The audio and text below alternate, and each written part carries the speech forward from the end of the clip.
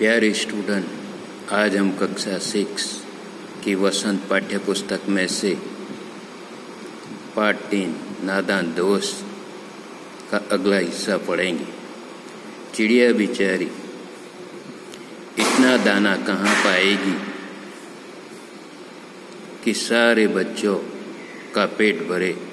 गरीब बच्चे भूख के मारे चूं चूं करके मर जाएंगे। इस मुसीबत का अंदाजा करके दोनों घबरा उठे। दोनों ने फैसला किया कि कार्निश पर थोड़ा सा दाना रख दिया जाए। श्यामा खुश होकर बोली, तब तो चिड़िया को चारे के लिए कहीं उड़कर न जाना पड़ेगा न। केशव ने कहा, नहीं, तब क्यों जाएगी? श्यामा, क्यों भैया? बच्चों को धूप न लगती होगी। केशव का ध्यान इस तकलीफ की तरफ न गया था। बोला, जरूर तकलीफ हो रही होगी। बेचारे प्यास के मारे तड़पते होंगे। ऊपर छाया भी तो कोई नहीं। आखिर यही फैसला हुआ कि घोंसले के ऊपर कपड़े की छत बना देनी चाहिए। पानी की प्याली और थोड़े से चावल रख देने का प्रस्ताव भी स्वीकृत हो गया। दोनों बच्चे बड़े चाव से काम करने लगे। श्यामा माँ की आंख बचाकर मटके से चावल निकाल लाई। केशव ने पत्थर की प्याली का तेल चुपके से जमीन पर गिरा दिया और वो उसे खूब साफ करके उसमें पानी भरा। अब छानने के लिए कपड़ा कहाँ से आए? फिर ऊपर बगैर छड़ियों के कपड़ा ठहरेगा कैसे और छड़ियाँ खड़ी होगी कैसे?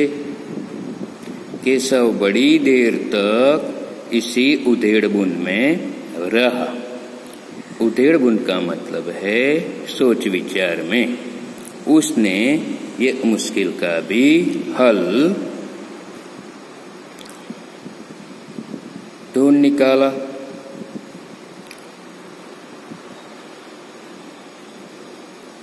श्यामा से बोला, जाकर कूड़ा फेंकने वाली टोकरी उठा लाओ। अम्मा जी को मत दिखाना। श्यामा ने कहा, वो तो बीच से फटी हुई है, उसमें से धूप न आएगी। केशव ने झुंझला कर कहा, तू टोकरी तो ला, मैं उसका सुराख बंद करने की कुछ हिकमत निकालूंगा। हिकमत यानी तरीका।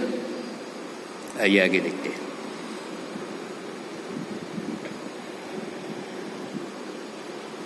श्यामा दौड़कर टोकरी उठा लाई। केशव ने उसके सुराख में थोड़ा सा कागज ठोंस दिया और तब टोकरी को एक टहनी से टिकाकर बोला, देख, ऐसे ही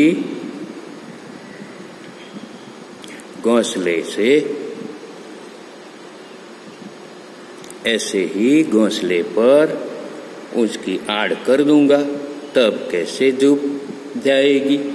श्यामा ने दिल में सोचा, भैया कितने चालाक है। भाग 2। गर्मी के दिन थे।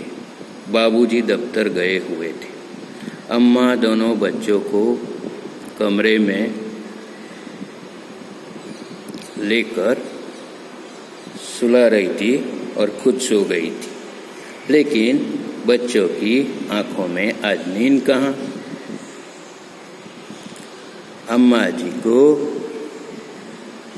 अम्मा जी से आंखें बचाने के लिए दोनों दम रोके आंखें बंद किए मौके का इंतजार कर रहे थे। जो ही मालूम हुआ कि अम्मा जी अच्छी तरह से सो गई, दोनों चुपके से उठे और बहुत धीरे से दरवाजे की सिटकनी खोलकर बाहर निकल आए। अंडों की हिफाजत की तैयारियां होने लगी।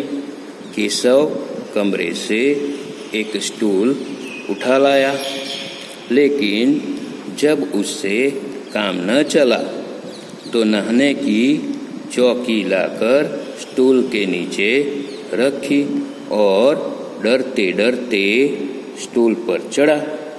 श्यामा दोनों हाथों से स्टूल को पकड़े हुए थी। स्टूल चारों टांगे बराबर न होने के कारण जिस तरफ ज्यादा दबाव पाता था जरा सा हिल जाता था। उस वक्त केशव को कितनी तकलीफ उठानी पड़ती थी वह उसी का दिल जानता था।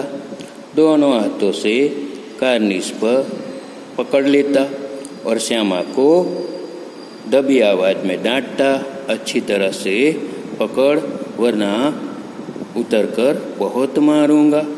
ओके।